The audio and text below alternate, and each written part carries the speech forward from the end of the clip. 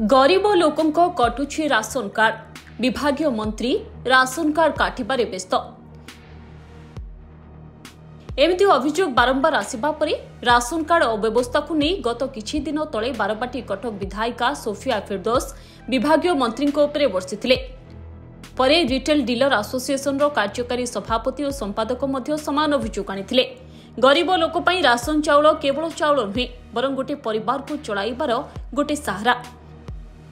किंतु वर्तमान सरकार जो नियम काढिछंती ताहा बेस हास्यास्पद और दुर्भाग्यजनक बोली डीलर संघर कार्यकारी सभापति कहिछंती।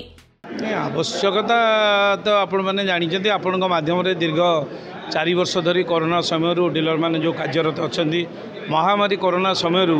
आज पर्यंत केंद्र बा राज्य जो पैसा बकेया अच्छी तापे आमर लड़ाई जारी रही है। गोटे चिराचरित प्रथा भली डीलर मैंने सब अभियोग करेंगे काम क्षेत्र में काम करेंगे 100% ऑनलाइन व्यवस्था करेंगे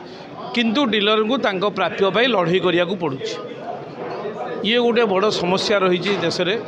आम कम करूँ कि आमर निजर प्राप्य व हक पाई आमको लड़ाई करिया पड़ुछि जो आज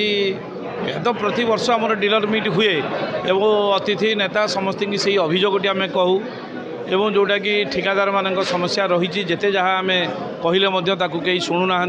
बर्तमान जीपीएस सिस्टम रे आम मैंने 100% ऑनलाइन व्यवस्था खाउटी सेवा जोगाऊँ कि आमको 100% माल दुकान को मिलूनी ये गोटे बड़ समस्या रही जहाँकि पूर्वतन विधायक जी कटक रिटेल डीलर एसोसिएशन मार्गदर्शक से अनुभव कले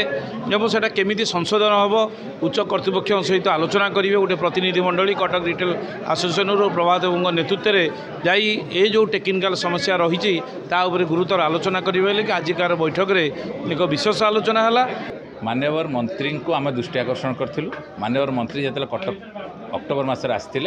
कही सप्ताह भितर मुझे समस्त जिनस तुम जहाँ बाकी अच्छी देदेवी किंतु मात्र 3 मासर से पुणी अधा पैसा 52 टंका लेखा दिखाई एपर्यंत अन्य पैसा मिलनी और से भाव में 3 मासर देदेले बर्तमान पुणी जनवरी फेब्रुआरी मार्च 3 मासर पुणी सरकार उपर चढ़ीगला।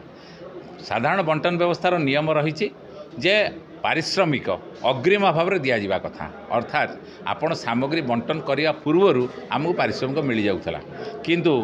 ए किछि वर्ष हम बर्तमान आमर पारिश्रमिक बकेया रोचे जहाँ